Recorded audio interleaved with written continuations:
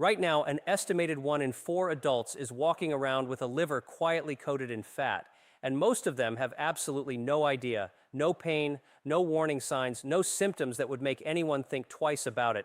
Fatty liver disease has earned a reputation as a silent condition, and that silence is exactly what makes it so dangerous. But here's what almost nobody explains clearly. This isn't necessarily a life sentence. In many documented cases, this condition has been measurably reversed, not through medication, but through specific targeted changes to what ends up on your plate. Stay with me, because by the end of this video, you'll understand exactly why your liver might be crying out for help in complete silence. Let's understand what's actually happening inside your body, because once you see it clearly, everything else falls into place. Your liver is responsible for hundreds of functions: filtering toxins, processing nutrients, regulating blood sugar, and metabolizing fat. But when you consistently consume more calories than your body needs, particularly from refined sugars and processed carbohydrates, your liver starts converting that excess into fat and storing it directly within its own tissue. Over time, this fat accumulation can trigger inflammation, and left unchecked, it can progress into something far more serious, scarring of the liver tissue itself. And here's the part that catches so many people off guard. You don't need to drink alcohol for this to happen. This condition, non-alcoholic fatty liver disease, has become one of the most common liver conditions in the world, quietly building in people who would never consider themselves at risk. Here's where it gets even more concerning, because fatty liver rarely exists in isolation. Researchers have found a strong connection between fat stored around the liver and visceral fat, the deep, dangerous fat that surrounds your internal organs rather than sitting just beneath the skin. Unlike the fat you can pinch, visceral fat is metabolically active, meaning it actually releases inflammatory compounds directly into your bloodstream, compounds that worsen insulin resistance, elevate blood pressure, and place additional stress on an already struggling liver.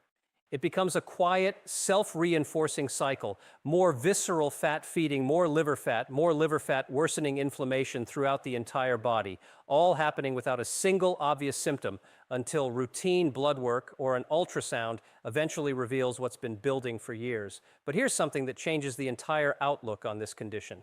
Unlike many chronic diseases, fatty liver has repeatedly been shown in clinical studies to be reversible, particularly in its earlier stages, and diet plays one of the most direct roles in that reversal.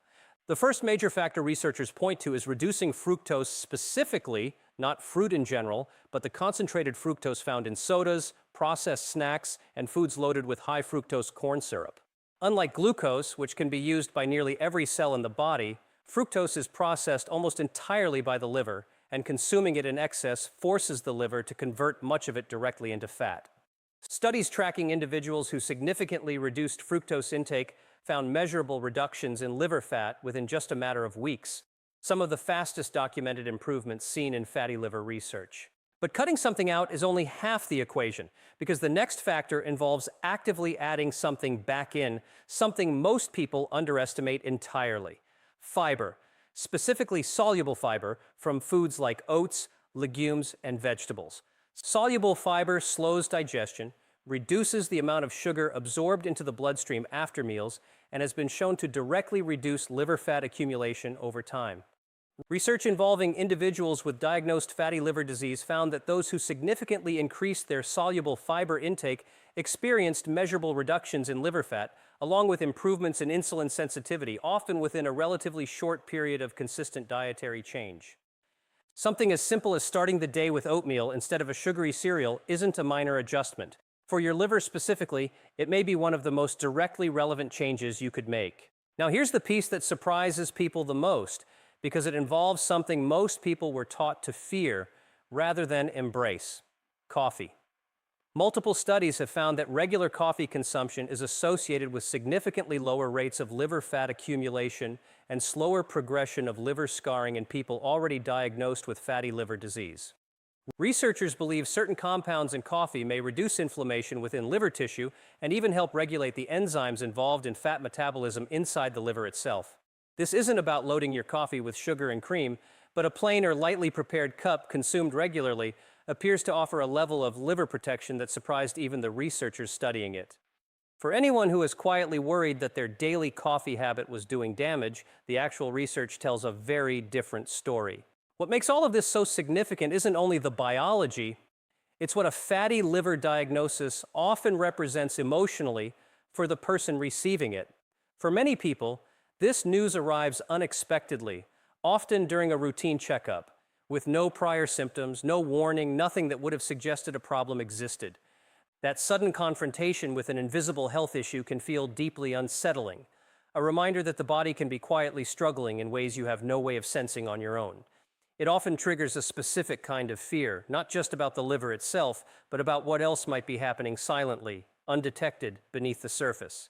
But this is exactly why understanding the reversibility of this condition matters so much. Unlike many chronic diagnoses that feel permanent from the moment they're delivered, fatty liver disease offers something rare, real, documented potential for improvement through consistent, accessible changes.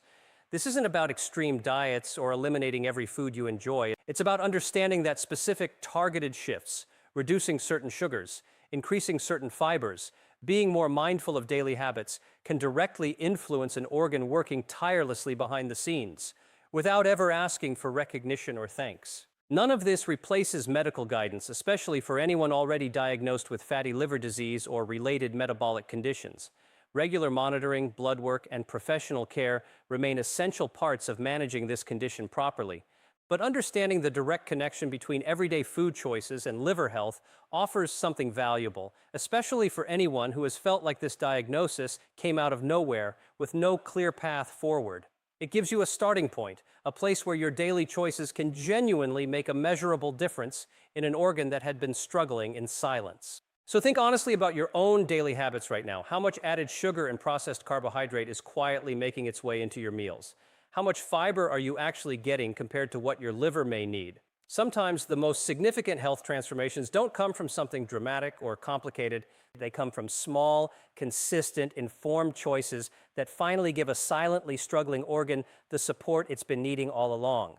So tell me, did you know fatty liver disease could actually be reversed through diet, or is this the first time you're hearing that it's possible? Drop your answer in the comments because I want to know how many of you are ready to start giving your liver the attention it's been quietly asking for.